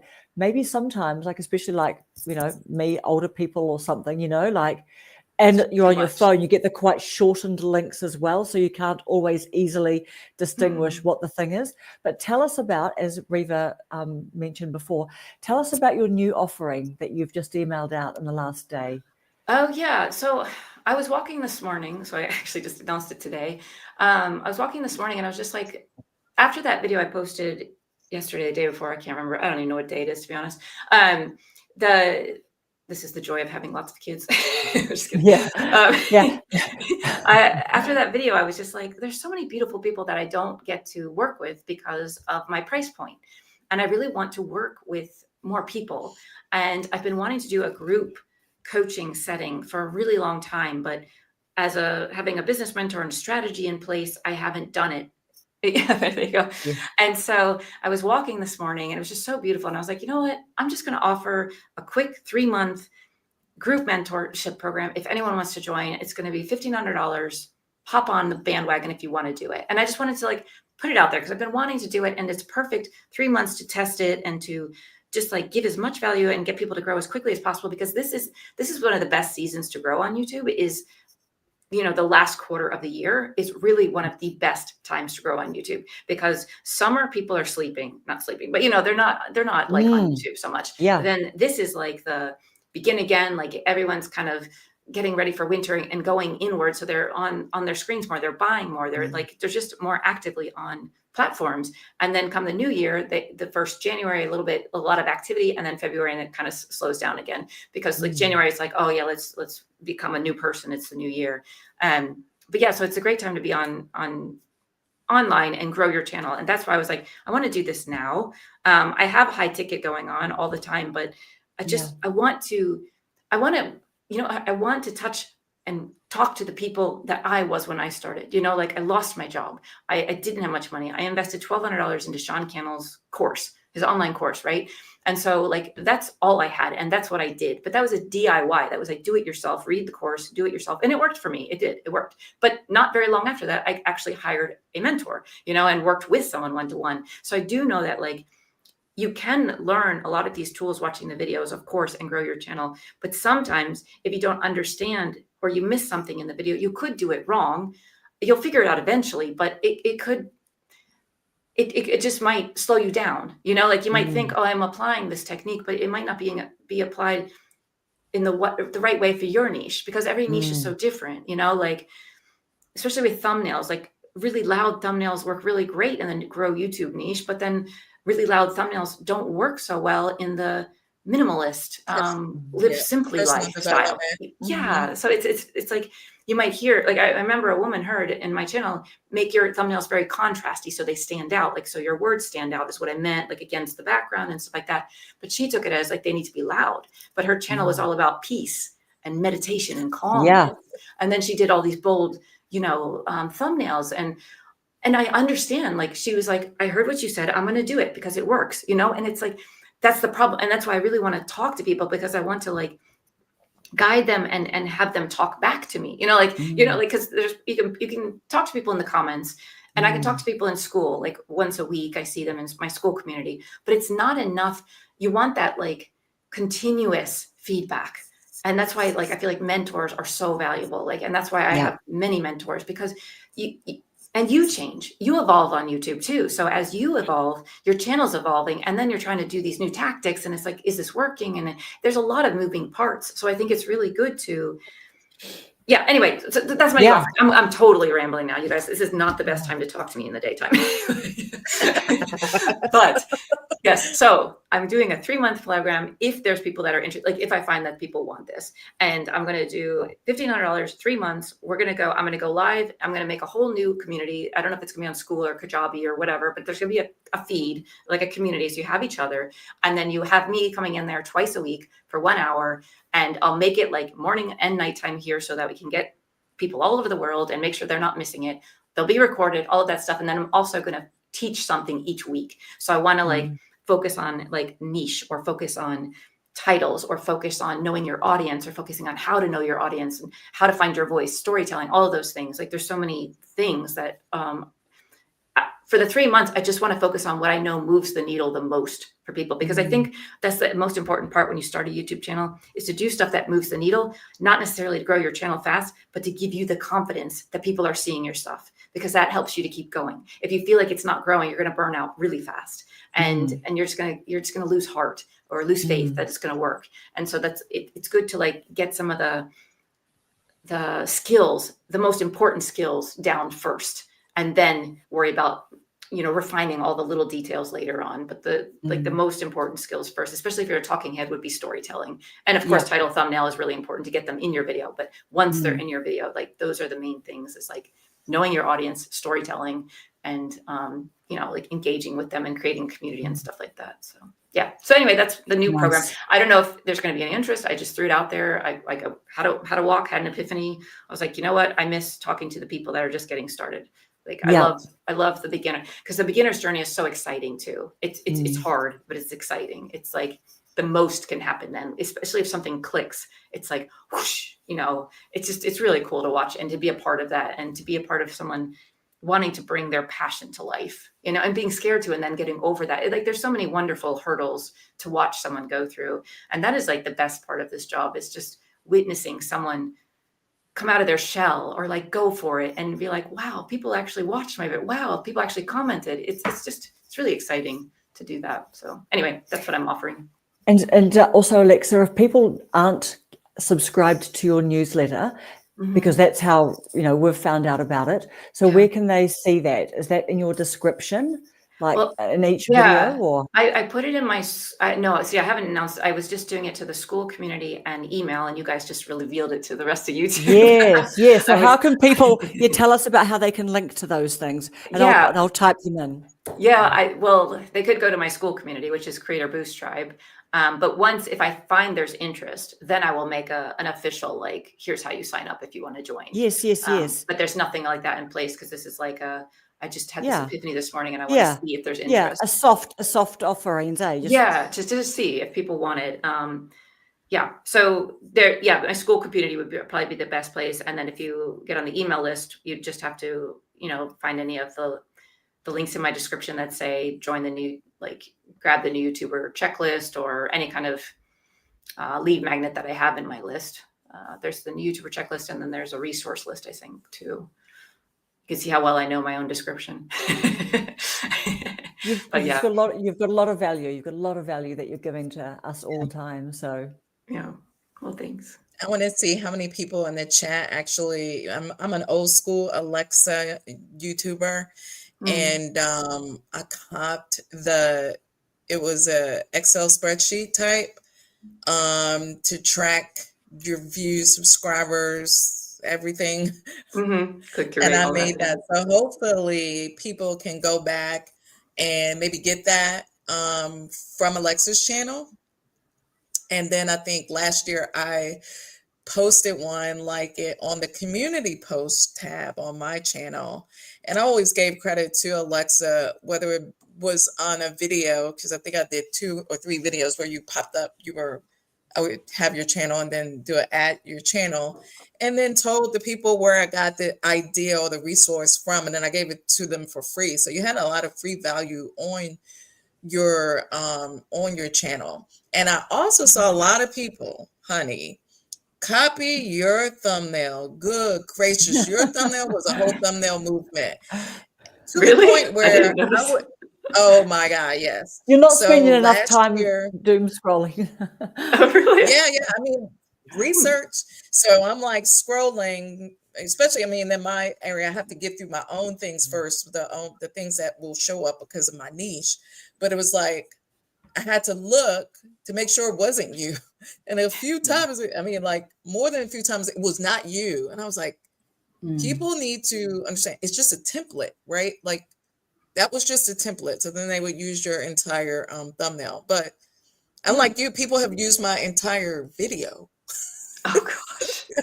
Oh, yeah. They use the no. video and the thumbnail and the whole, like the videos have been stolen before. So I taught about, what do you do when you have content that's stolen? Anything that I learn, I just go back and teach. Yeah. Anything that I go through, I just go back and teach it. Yeah. I had someone steal my channel. Like they made it an Alexa Saarenoja channel. And I Oh didn't my even know. One of my clients pointed it out to me. I was like, oh, okay. So then I had to contact YouTube and I said, someone made a fake channel with my name. It was like Alexa Saarenoja and then underscore like Z-Vibe43 or something like that. So Yeah. Oh, well, they, no, yeah, that's happened to me 85 million times. Like the Riva, okay, yeah. with all the numbers and then the WhatsApp and the channel. Yeah, the and WhatsApp thing. That was yeah, a big thing. It's like in the comments, the call me like or whatever. And it's like, oh call gosh. me on the WhatsApp. Mm-hmm. Yep. Yeah. So those are things that, I guess we both probably teach, like when you start this YouTube journey, beware of your emails, right? Because you'll get all kind of things in your email. So make sure you have a proper separate email associated with your YouTube, and don't answer every email and don't believe everything you read in Yeah. the emails. So there's lots of YouTube security that you need to put in place. And that's why you need a good coach like Alexa or myself. I'm not doing as much coaching because we want to talk about real quick when you start getting in the coaching and consulting space, like Miriam is the exit queen, how to get out of, relationships or the United States or wherever you are with a corporate job, how to exit properly. When you start consulting and coaching, honey, you better protect your space, protect your time, your energy, the whole nine. Can you talk to us just like a wee bit before I let you go, because it's late there, about that? Because product, good, or service, the video is there to help and to grow you, to give the value. But if you have a product, good, or service, and the service happens to be coaching and consultant like you're doing, how does that work for your time and your mental health? Yeah, so that was a journey for me. When I was doing just regular one-off coaching, that was quite easy. That was like I had a calendar, so I knew my time for that. Like I had a certain amount of slots open. People filled them up. I had those calls. Bada bing, bada boom. It was done. But then when I started doing coaching, like high ticket coaching, then the first round that I did, I didn't know what I was doing. I took on 22 people. And I originally wanted to take on 10, but my coach was telling me, you can handle more than 10. You totally can. And granted, I love my business mentor. He's amazing, but he is also 22. I am 46. I have 3 children. I have a family. I have a lot going on. And I had never done this before either. So it was like, That's a lot. yeah. And like I had to onboard everyone, like everyone started the same day. I had a launch, and then I was like, like I had to launch that weekend, Saturday and Sunday. I did 2 weekends in a row, Saturday and Sunday, 12-hour days on the weekends. Didn't see my kids those 2 weekends.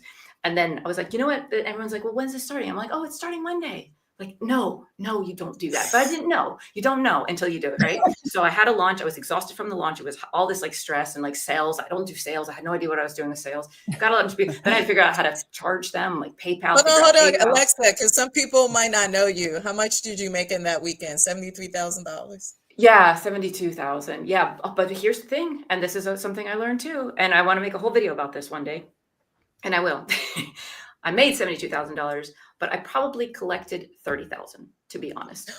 because I did payment plans. I will never. And this is why when people come on a Oh. call now and they're like, "Do you do payment plans?" I'm like, "No, I don't. I do one payment or two payments." And I can stand in my strength because of what I went through, right? So many people ghosted me. So many people stopped paying. Like the program this was my bad. And I want to educate people from my mistakes. Nice. Yeah. I had a 6-month program and I gave them a 12-month payment plan. Got the payments till 6 months and then everyone ghosted. Not everyone. There's a lot of amazing people in that program that stayed. But I mean, it's just common sense. Like my husband, the Viking, was like, I wouldn't do that. And I'm like, but you know what? When Isla was laid off, I needed 12 months to pay for the course. And I did that. I and understand why you did that. I understand why you did that. And I was like, people are good. But there's a lot of people that don't go. Aren't like us, maybe. That was a shock, but I learned a lot. And so now I don't do payment plans. And I also don't take 22 people at a time either, because that was just insane. And I don't have them all start at the same time either.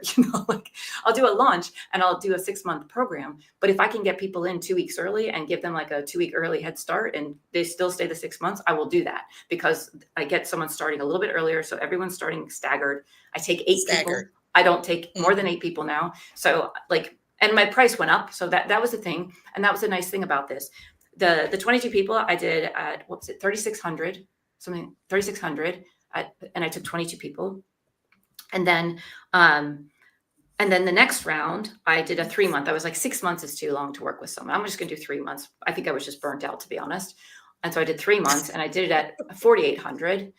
And so I doubled from 6 months to 3 months in the next round. And then I was like, 3 months just isn't enough time for new YouTubers to grow and for me to help them, because I start to really learn about the person within 3 months. Like YouTube has them on their knees. And then that's when the true person comes out, And so now I went back to a 6-month program, and then I increased the price again. And so when I increased the price, I work with a lot less people. So I have, it's just like, but I should have worked with less people back then too. I'm not saying that, but now I know, and then, here's the other thing. So that when I started to work with less people, like I take on 8 now, I realize I can work with more, because now I've done it before. Now I know what I'm doing. Now I have systems in place. Now it's all like, and so there's all these seasons you go through, and it's really helpful. It almost killed me, the first cohort of 22 people. It was just, I was learning so much and trying to help people at the same time. It's like, and have a family and not sleep at night and take calls at night. I worked all day. Then from 4 o'clock to 8 o'clock, I was with my kids. Then from 8 to midnight, I was working again. So it was just like, I didn't sleep. And then my daughter was waking up in the night, or one of my daughters, or getting up at 5 in the morning for my toddler. It was just so much. So, but it was the best learning moment. And I also knew going into that, I discussed with my husband, I said, I might not see you for the next 6 months. Are you okay with that? And he was like, okay, do what you got to do. This is an amazing opportunity, right? But it was also hard on our marriage too, because we didn't see each other. So there's so many things that you have to think about, but you don't know until you do it. And that's why, I don't know if I'm answering your question or even what your question was at this point. Absolutely. I'm gaining so much insight. Yeah. But it's like, I went through that hard season to get to this easier season. So now I have higher prices. I work with less people. And I also work with people that aren't going to ghost me, because they're more invested, because the price is more. Not saying there were amazing people in that program at that price point too, but the majority, it wasn't so beautiful, and I think it's just, and you hear that everywhere. And that's the hard thing. And that's why I wanted to do this $1,500 program, is because I know there's people out there that are like hustlers and hard workers, and that will show up and that will pay the bill, and that will want to grow at that price point. So that's why I'm offering it. But you learn so much. Like the journey is like, it's insane, but to protect your energy, that you have to learn by doing. Like I seriously almost killed myself in that first cohort, but I wouldn't know that I was going to do that until I did it, and there were refunds too. Like there were like, people were like, you just seem exhausted. I'm like, you know what? I am. And like, when they wanted to leave, I was almost grateful, because I couldn't do it. But that also was like a really humbling moment too, to be like, you know what? You're right. I can't do this. Please take your money back. I can't serve you right now. And to be like honest about it too, like that was also like, I took on too much. I didn't know. Now I know. And so now I don't do that. And now I don't need to give refunds, because I'm fully there for my clients. So there's so much you learn, and it's tough. It really is. But the only way to get better is to go through to get in the arena, to fight, That's to it. fall down, That's to it. stand up. Yeah. And also I think a lot of creators want to hide this stuff, like hide if you had to give a refund, or hide if you failed, or hide, like if you took on too much. And I don't see why we need to hide that, because everyone, if you've never done something before, to expect yourself to be perfect at it is just insanity. Like, it's just, you have to give yourself some grace and know that you're going to make mistakes. And then, but the way you handle the mistakes is the most important. Like, I learned I don't do that again. And I even made videos about like the dark side of YouTube and stuff when that was happening. And yeah, so, and now I'm in a great place and I'm happy and all of this, but I also now I miss helping the people that are really passionate, that can't afford the higher ticket. And I was that person when I started. So that's why I really want to do this new program and see if there's interest. We'll see. I have no idea. But anyway. Yeah. Amazing. Love it. I did. So what you don't know that you did answer was the fact, once I saw it today, I was like, oh, so it's $1,500 and then there's no payment plan. And that piqued my curiosity as to why that wasn't a payment plan. Because I had a 3-month type that was nowhere, near 1,500, but I still offer payment plans for those. And I was curious to know why. And let me tell you also, sister, you did 22 people, like 12 people, like you learn by doing, like you said. And I think the greatest thing to do is to do it. Maybe just don't do it like we did it. 12 people. I started the same way. Like, I think, like I said, I followed you. I didn't have the information as far as like, I just had my information, but I followed you as far as like, okay, you don't, because I think one thing that resonated with me for you was like, you don't have to be an expert to help somebody. And I was like, man, that's true. Like, I was holding myself back. So then I just started low, started with like one person like you. And then I had, after that, I opened it up to like whatever. And I didn't know I should put limits on it. And I had like 12 to 15 people before you knew it. And I felt like, and then I was doing like every day. It was bad. It was good, but it was bad for me. It was good. Miriam was in it, but it was bad for me because I had no time. And then I started to put Sundays as safe space for me, where I was not going to do anything on a Sunday. And then I felt better. And then I added another day in there for me and I felt better. Yeah. And that's what you learn too. Yeah. It's yeah. And something else you said I wanted to add on to it because it's so important. Was it with your school, the payment plan, or coaching, making a safe space, building in a cushion for coaching, anything like that? It was something around the payment plans. Riva, I think, the community that you established is so like, also they're like Alexa, like, and they're humble and they want to be fed, and I was fine. Like when you were like, okay, you know what, I knew that you took on more than, and all these people wanted your information. They were pulling, Alexa. They were pulling. Fine. And I didn't know how because I didn't know, I never professed to be like a guru. I'm a coach. I'm a cheerleader. Coaching is just helping the person discover what they have inside of them and maybe what you've already walked through, right? You're just pointing them in the right direction, giving them information, having them be accountable, giving them tools, but they have the craft. You're just helping them to keep consistent and you're giving them little insights, playbooks, like football game, right?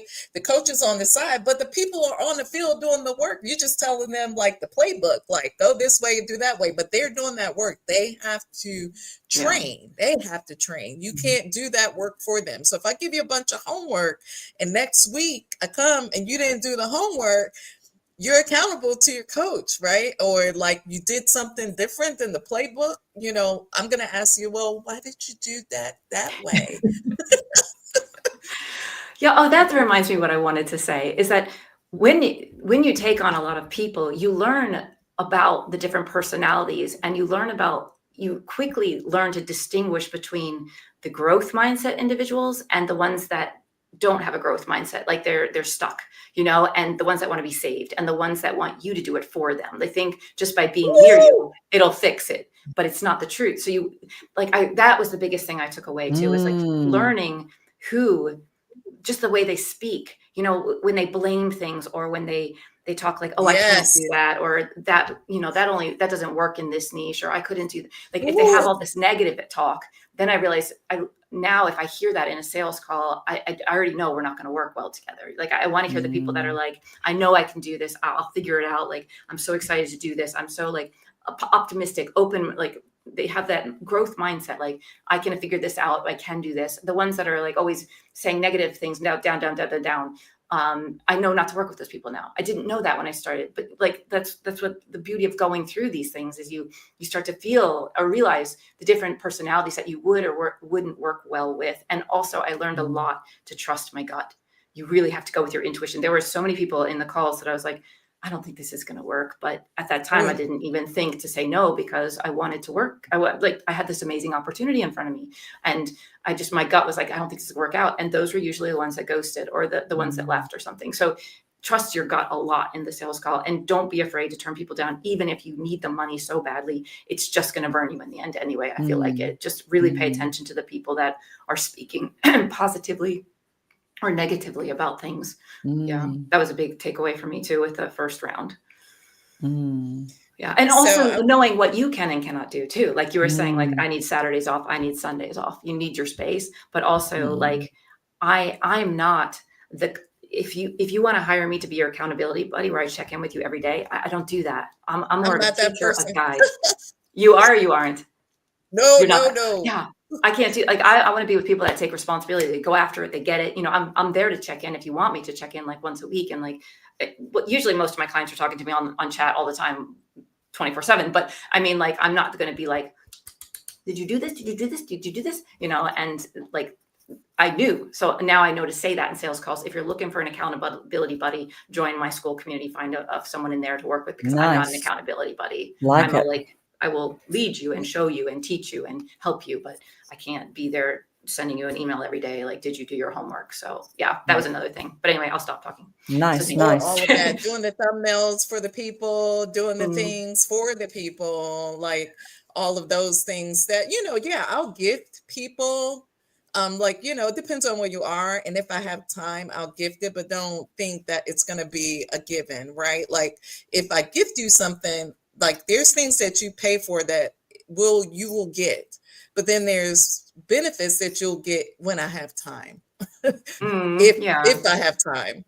Yeah. So, and it's all about relationship though, too. I think respect goes both, you know, ways in a client coach relationship as well. And I love our community, right? Like, because we have a lot of people that's in our community that are just on fire, respectful, loving, very supportive. So, I mean, no, I can't speak for all 31,000, but I can speak definitely for 300. Yes. And if that's the number God gave me, then that's the number. I'm okay with that. Because I think I'm very mindful of your time, but I want you to have the parting words. But before that, I want to say, because you do not need a large community to give value or to feel value. You just need the faithful few that's called to you and you're called to them in order to make a positive impact in your own universe, So that's my word of wisdom as people are looking at views and counts and numbers and subscribers and all these things that could drive us crazy sometimes. I see my friend Danielle in the chat. She's so faithful, and she's one of the faithful few that we always talk about. Be mindful of your why. Sometimes your why sometimes changes, but always ask, why am I doing this? Why? And make sure that your why is integral with your purpose. And I think that helps us to stay grounded, even during the cusp of burnout and quit. I have to revisit, you know, my whiteboard and moments like this when I ask and the universe says yes to Alexa, when the universe says yes to friends, when God says yes to purpose, when God says this is your destiny, this is your call, and this is your place, it's YouTube. So Miriam, I'm gonna let Alexa wrap it up. So Miriam, what wisdom do you have to give to us from España, from Spain, from the exit queen? Well, the wisdom that I would share, if you want to call it wisdom, is just really experience to not stay in any kind of situation that you feel like is no longer serving you. Don't feel like you have to be tied to your present circumstance and be in that box and feel like just because you were born in the United States, you got to stay in the United States. Like my dream was always to go someplace, I didn't know where at the time, but someplace where they were just speaking another language. And I just wanted to broaden my horizons and go somewhere else. I left my 9 to 5 because I didn't feel like I had hit the ceiling and, the ceiling was hitting me back. And I was like, oh, you know what? This is it. And I was in a long-term toxic relationship that I was like, why? Why am I doing this to myself? And I just left it all and never looked back because I could. And I just made a decision and I didn't know how it was going to work out. Yeah, I had a loose plan, but I followed, my intuition. It's something that God was pulling me toward and I followed it and that it worked out. It really worked out. And I just think that everybody should follow their intuition, follow your dream, follow your passion, whatever you want to call it. Just go towards it. If you put your foot forward, the doors are going to open for you. And don't be afraid to follow your dreams. I love it. I love it. I love it. Thank you, Miriam. Karen. All right. Hold on one second. Danielle, thank you. So I got some birthday coffee money from Danielle. Just Danielle 365 she's a Christian therapist and just all around great, funny person. Go check out our channel. And then Khalil, this is my name and this is my story. They gave me some coffee money and Celsius money. So I just wanted to give them a shout out here. So you've got enough coffee money to shout all of us coffee, actually. That's come through this. Yeah, which is very, I very can nice. send it to you. Okay, you send us a virtual coffee. Send us pictures of you drinking all your coffees. And hello to Mr. Rob the Maritimer. He's Hey Rob. He's teasing us like, your girl's still here. I'm like, well, Catherine. we've learned from the man Karen. himself for this 3-hour lives. How Right. do you say So for me, I really liked Alexa. Just so many gems in your latest video, but I really liked you really drumming home there are no hacks in life for success. So you just kept on repeating that message. And what I really love too is that you've been given us so many messages about by standing and who you are, you shine so bright that people can't help but be attracted, come to you. And just that, the last thing I'll say is I really loved your come front stage, front and center, stand tall, stand in who you are, show up that way, and you'll most definitely grow on YouTube. I really love that you just gave that message so much, because that's the sort of encouragement that, all of us need all the time when, we're at home, we're in a room all by ourselves and everything. Mm-hmm. So yeah, just love your new pivot back to basics, as you say, and just love it all. Just keep experimenting, keep bringing us new stuff. And yeah, we're here for it. Yeah. And thank you for today. Yeah, thank you all. I really appreciate it. Riva, and happy birthday to Riva. Mm-hmm. Thank you. Alexa, you got the last words, honey. And also, Alexa, check your DM in the school. Okay, I will. Maybe not tonight, but I will. No. Yeah, check it. I'm here for you. Okay, thanks. Okay, parting words. 10 o'clock at night. Come to me. You got it, girl. No. I'm here to pull it out of you. Come on, pump your podcast. Come on down. Bring in the journey. Bring it in. The journey begins. Yeah, exactly. Okay, I'm just gonna say what I always say, because I really believe it, is everybody matters. Everyone has something they need to say, and there are people here on this planet that need to hear it from you, and they can only hear it from you. And that is why it is so important, especially in this day and age, that we speak our voice and we speak it proudly and we stand in who we are, and we really do take that full stage, because there are people that need to hear what you have to say because they're hurting, and you can help them stop hurting. I really believe that. And that YouTube is such an amazing platform to reach those people, because those people might not be your neighbors.